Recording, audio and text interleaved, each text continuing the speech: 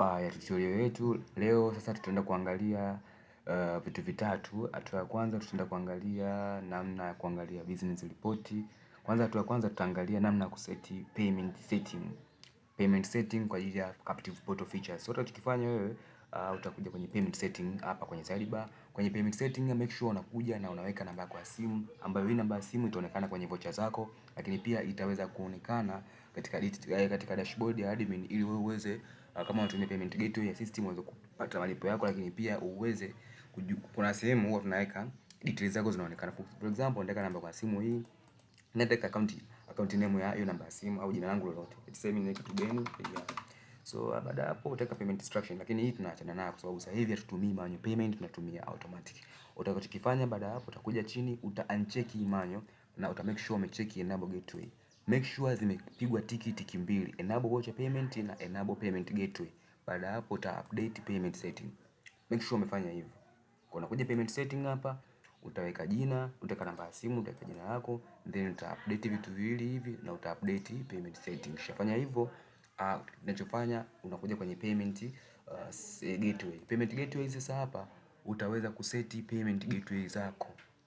Sawa, kama unatumia account ya system, payment gateway ya system, basi uta configure SuperAdmin gateway. Lakini kama unataka kutumia kwa payment gateway yako, kwa maana utumie Pesa, PayPal au Scrip, Fetrawave au Selcom, au pia utumie Azam Pay, utumie Pesapal, utumie Paychangu, utumie Mongike, Snipe, utumie Zenopay, utumie Pampesa, utakuja kuweka API key huku.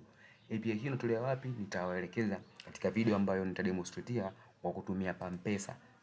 So ukipata API key zako basi utakuja kuziweka hapa kwenye Pampesa Bia token, lakini pia hapa utaweka Pampesa user ID.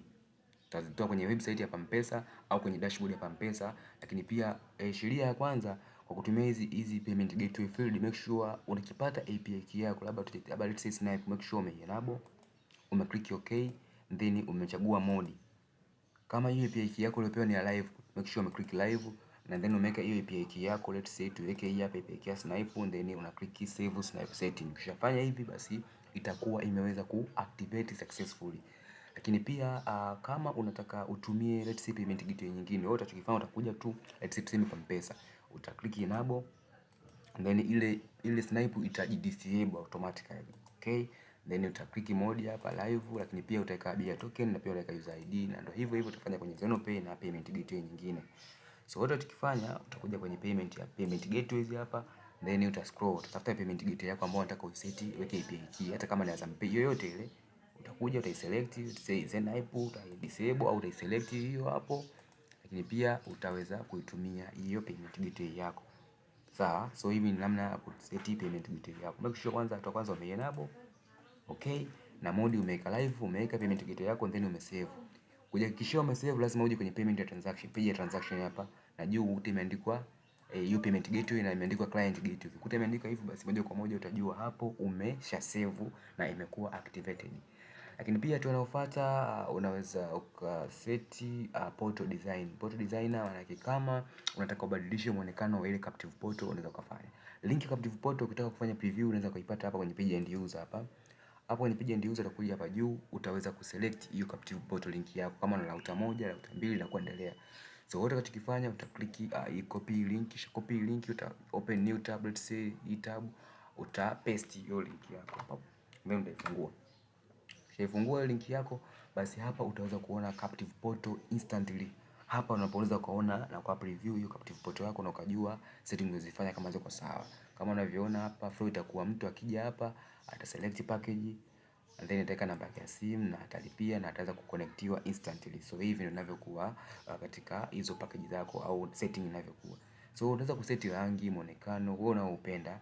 Katika muonekano mingi, iko muonekano mingi ambayo unaweza kuiseti. So utaseti muonekano yako unayoipenda ili kuweza kuseti Captive Portal yako. Lakini pia ukitaka ku preview changes, let's say kwa sasa hivi tuweze kuja kwenye portal designer hapa. Katika hii page ya portal designer hapa tutaweza ku preview, kufanya kama kuratibu au ku edit muonekano wa Captive Portal. Kwanza kama ukachagua rangi let's say hii au custom code, yani kwamba custom color. Click hii icon hapa, ukaamua tuseme bwana napenda rangi hii iwe kama primary. Labda mimi napenda rangi hii iwe kama secondary. Mimi napenda background, labda mimi napenda background, unaamua background gani. Let's say mimi napenda background nyekundu, labda kwa nakuja hadi hapo nyekundu. Ukimaliza, ukiamua labda kuchagua font, utachagua hapa. Kwa upload logo yako uta-upload hapa. Let's say una logo, let's say ni test kuweka logo. Kama unayo logo yako unaweza ka select, na kwenye kompyuta yako, kwenye simu, basi unaweza ka upload hiyo logo yako ambayo unaweza kaitumia ili ionekane kwenye ile captive photo kama unataka kuweka logo yako. So tukifanya hapo, uta click hiyo, utakuja kwenye pictures. Let's say by demonstration nionyeshe picha, niweke tu picha ya kutest. So nitakuja hapa screenshot. Mimi sina picha nyingi kwenye kompyuta yangu, so nitatumia picha ya kutest tu yoyote. Let's say chague ipi, labda nichague hii hapa. Click open hapo, kisha click open, utaona picha yako imesha upload, imeonekana hapo. Uta scroll down hapo, unaweza sasa edit maneno ya captive photo, labda headline zile. Hizi headline unaweza ka edit, lakini pia hizi subtext unaweza ka edit. Una edit wapi? Unakuja hapo na headline, maana weka mfano tupigie kwenye namba ya simu hii. Lakini pia unaweza ka edit maneno yako kwenye lugha ya Kiswahili na ya English. Lakini pia sio hivyo tu, unaweza kaamua uka enable matangazo. Kama unatumia, unataka kuweka matangazo yako, pia unaweza kaweka tangazo la picha au ukaweka tangazo la video. Kwa uka select hapa video au picha, then unaweka muda wa sekunde wa tangazo, sekunde 5, sekunde 3 na kuendelea, labda na link ya hiyo tangazo. Ukimaliza, kama umeridhika na settings zako, uta click, make sure ume click publish live hapa, publish live. Ukiklik hapa publish live, basi itaweza kupublish hizo settings zako, au ka save draft kama unataka uje kuedit baadaye. Kija hapa uka refresh, au katika muda huu, basi wateja wako wataweza kuona muonekano mpya captive photo yako. So hii ndio ninayofanya. So nimeweka logo ya kutest, lakini hii inamaanisha kwamba unaweza ukaseti logo yako, lakini pia ukaseti features zako katika hii captive photo. Kwa hiyo utakachokifanya, utakuwa unafanya hivi. So hii ndio namna ya kuseti au kuseti captive photo design, na maelekezo najieleza, lakini wewe unaweza kupitia kuweza kuelewa. Kitu kingine cha kuzingatia, labda kwenye maintenance hapa, kuweza kutrack data au zile attempt za account yako, kuweza kujua security na attempt zote, nani ka visit wapi, muda gani, na katika IP address gani, ni kujua kama mtu alikuwa wa Tanzania au kujua kama kuna mtu anajua password yako. So pia ukiamua unaweza kaja kwa ukaangalia profile setting pia kama nilivyowaambia, lakini pia ukaweza kuona vitu vingine. So jitahidi upitie huu mfumo, ni simple sana, uweze kuelewa dashboard na vitu vingine, kuweza kujua analytics yako. Katika video inayofuata part 5 nitawaonyesha data za mtu halisi, ili muweze kuona page ya session, muweze kuona radius, na muweze kuona page ya report, ili muweze kuona data halisi na muweze kuzielewa.